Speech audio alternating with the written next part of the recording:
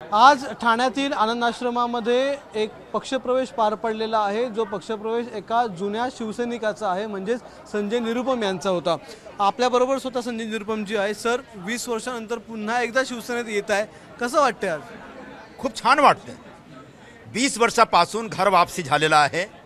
माझ्या रक्तात बाळासाहेबांचा विचार आहे, शिवसेनाचा विचार आहे। पण काही कारणास्तव मी सोडून गेलो होतो। पण मी सर्व श्रेय महाराष्ट्राचे मुख्यमंत्री एकनाथ शिंदे साहेबांना देणार। त्यांनी सांगितलं तुम्ही आता या आमच्या बरोबर आणि शिवसेनेची ताकद मजबूत करा। मी आज शिवसेनेमध्ये प्रवेश झाल्यानंतर मी असा एक संकल्प व्यक्त करतो, निर्धार व्यक्त करतो की आता शिवसेनेची ताकद, जो खरी शिवसेना आहे त्याची ताकद वाढविण्यासाठी खूप काम करणार। आणि माननीय मुख्यमंत्री साहेब जो महाराष्ट्राच्या विकासासाठी काम करत आहेत, त्यांचा हात मजबूत करण्यासाठी पण खूप रात्र दिवस काम करणार। मुख्यमंत्र्यांनी तुमच्यावर जबाबदारी दिली आहे, रवींद्र वायकर यांना निवडून आणण्यासाठी एक खूप मोठी जबाबदारी आहे। प्रवक्ते पदाची देखील जबाबदारी दिली आहे। पण ज्यावेळी तुम्ही येत होता त्यावेळी अशा चर्चा होत्या की तुम्ही स्वतः लोकसभा निवडणूक लढणार आहात शिवसेनेकडून उत्तर पश्चिम मधून। तर थोडंसं अजूनही मनामध्ये आहे की आता लोकसभा लढवायची होती? नाही आहे म्हणा।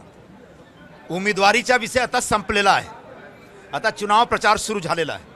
पक्षातर्फे श्री रवींद्र वायकर आमचे उमेदवार घोषित झालेले आहेत। बहुतेक त्यांच्या आज नॉमिनेशन पण झालेलं आहे। आता त्यांना कसं निवडून आणायचं आहे त्याच्यासाठी आम्ही सगळे कार्यकर्ता बरोबर बसून दिन रात आम्ही काम करणार आणि ते निवडून येईल असा आता आमचा प्रयास होईल।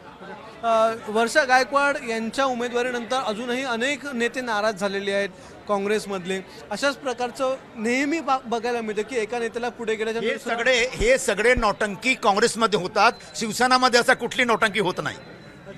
आता तुम्ही जे पद आपल्याला दिले ते एकदम म्हणजे त्याने सॅटिस्फाईड आहात? कशा प्रकारे पुढचा प्रवास तुमचा? काही प्रश्न नाही। ते आमचे नेते आहेत, जे जबाबदारी आमच्यावर देणार ते जबाबदारी आम्ही पार पडणार। धन्यवाद सर, आमच्याशी बातचीत केल्याबद्दल। अक्षय भाटकर, एबीपी माझा, उघडा डोळे बघा नीट।